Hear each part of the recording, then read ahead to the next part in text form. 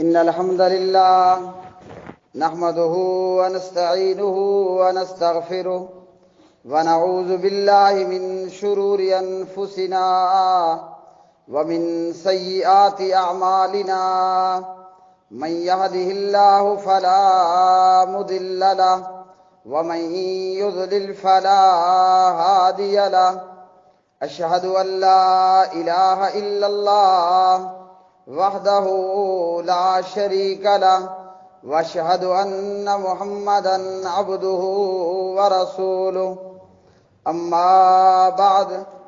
فأعوذ بالله السميع العليم من الشيطان الرجيم من همزه ونفخه ونفسه يا أيها الذين آمنوا اتقوا الله حق تقاته ولا تموتن إلا وأنتم مسلمون يا أيها الناس اتقوا ربكم الذي خلقكم من نفس واحدة وخلق منها زوجها وبث منهما رجالا كثيرا ونساء واتقوا الله الذي تساءلون به والأرحام إن الله كان عليكم رقيبا يا أيها الذين آمنوا اتقوا الله وقولوا قولا سديدا يصلح لكم أعمالكم ويغفر لكم ذنوبكم ومن يطع الله ورسوله فقد فاز فوزا عظيما أما بعد فإن خير الحديث كتاب الله وخير الهدي هدي محمد صلى الله عليه وسلم وشر الأمور محدثاتها وكل محدثة بدعة وكل بدعة ضلالة وكل ضلالة في النار. قال الله تبارك وتعالى في القرآن المجيد والفرقان الحميد وأنكحوا الأيام منكم والصالحين من عبادكم وإمائكم إن يكونوا فقراء يغنيهم الله من فضله والله واسع عليم. وقال النبي صلى الله تعالى عليه وسلم يا معشر الشباب من استطاع منكم الباءة فليتزوج. وقال النبي صلى الله تعالى عليه وسلم النكاح من سنتي. اللهم صل على محمد وعلى آل محمد كما صليت على إبراهيم وعلى آل إبراهيم إنك حميد مجيد. اللهم بارك على محمد وعلى آل محمد كما باركت على إبراهيم وعلى آل إبراهيم إنك حميد مجيد. ہر قسم کے حمد و ثنا اللہ وحدہ لا شریک کے لیے جو پوری کائنات کا خالق، مالک، رازق، داتا، دستگیر،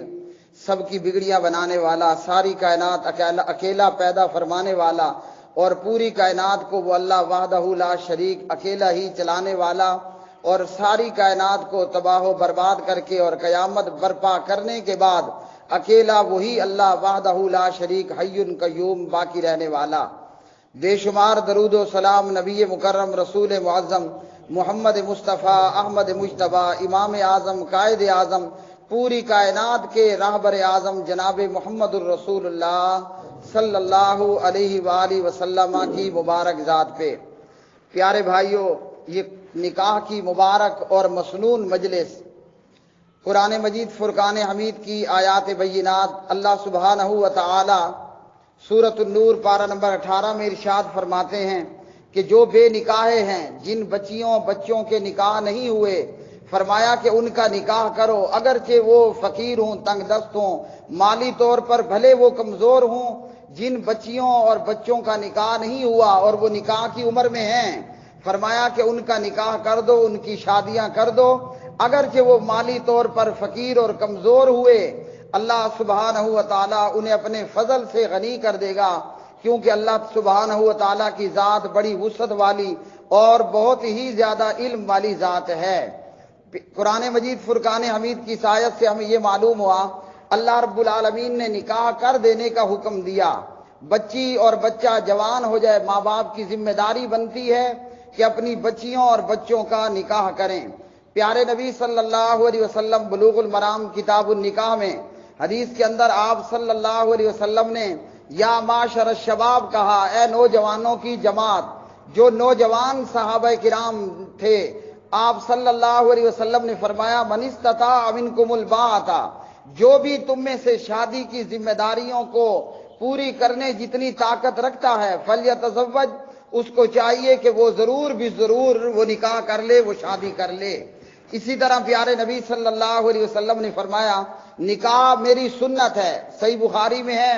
کہ پیارے نبی علیہ الصلوۃ والسلام کے دروازے پر 3 لوگ آئے، 3 صحابی آئے،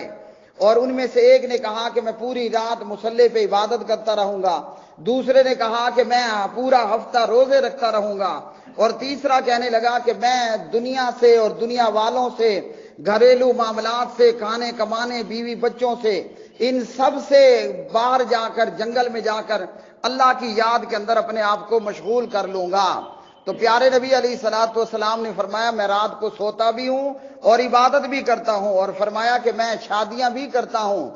ہمارے پیارے نبی صلی اللہ علیہ وسلم انہوں نے 11 شادیاں کی اور 4 ڈونڈیاں، اور آپ کی امت کے لیے ایک وقت میں 4 تک شادیاں کرنے کی اجازت ہے۔ اور اللہ رب العالمین نے فرمایا فَإِنْ خِفْتُمْ أَلَّا تَعْدِلُوا فَوَاحِدَةً، اگر انصاف جو ہے وہ نہ ہو سکے اور بے انصافی کا خوف ہو تو پھر ایک بیوی۔ تو پیارے بھائیو، یہ نکاح نبی کریم صلی اللہ علیہ وسلم کی سنت ہے، اور اس مبارک سنت کے اوپر دلہن والے، لڑکی والے بھی خوش ہیں کہ اللہ سبحانہ و تعالیٰ نے ہماری بیٹی کا رشتہ کر دیا، اور اس مبارک سنت کے موقع پر دلہے والے بھی، لڑکے والے بھی خوش ہیں کہ اللہ سبحانہ و تعالیٰ نے ہمارے لیے جو ہے وہ بہترین بہو ہمیں عطا کر دی۔ تو پیارے نبی کی اس سنت کے اندر اتنا مزہ ہے، کیا پیارے نبی صلی اللہ علیہ وسلم کی دوسری سنتوں کے اندر یہ مزہ نہیں؟ آپ صلی اللہ علیہ وسلم کی ہر سنت مبارک ہے، جیسے ہم آپ صلی اللہ علیہ وسلم کی اس سنت کو یہاں پورا کرنے کے لیے ہیں، اور خوشی کے ساتھ اور اہتمام کے ساتھ اور تگ و دو اور تلاش اور جستجو کے بعد، اگر ہم چاہتے ہیں کہ ہم دنیا میں بھی کامیاب ہوں اور آخرت کے اندر بھی ہمیں کامیابی ملے، تو ہمارا یہ حق بنتا ہے، ہم پہ یہ ضروری بنتا ہے کہ ہم پیارے نبی صلی اللہ علیہ وسلم کی دیگر سنتوں کو بھی پورا کریں۔ آج یورپ اور کافر کیوں تباہ و برباد ہیں؟ کہ وہاں نکاح ختم ہو چکا ہے، وہاں صرف حرام بازیاں باقی رہ گئی ہیں، اس لیے وہ معاشرہ پوری طرح تباہ ہو چکا ہے، اور ہر آئے گزرے ہوئے دن کے ساتھ وہ معاشرہ مزید تباہی کی طرف جاتا ہے۔ اور آج بھی 14 صدیاں گزرنے کے بعد مسلم معاشرہ، مسلمان معاشرہ پوری طرح مستحکم موجود ہے،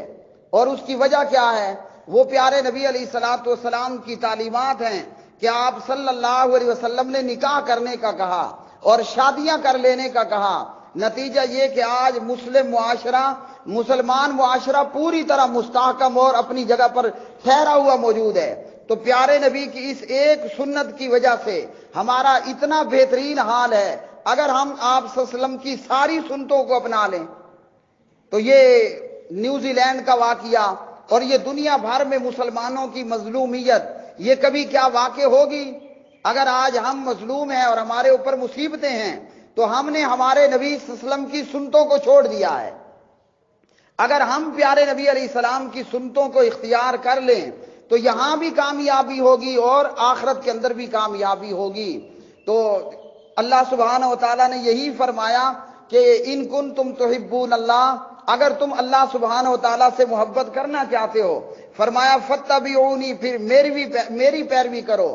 آج کے اس مبارک مجلس کے اندر میرے، آپ کے اور ہم سب کے لیے پیغام یہ ہے کہ ہم سر کے بالوں سے لے کر اپنے پاؤں تک آپ صلی اللہ علیہ وسلم کی ہر سنت کو اختیار کریں، کسی بھی سنت کو معمولی نہ سمجھیں۔ جب ہم آپ کی سنتوں پر عمل کرنے والے ہوں گے، اللہ رب العالمین ہماری دنیا بھی بہتر اور خوشگوار کرے گا اور ہماری آخرت بھی بہتر اور خوشگوار ہوگی۔ وآخر دعوانا ان الحمدللہ رب العالمین۔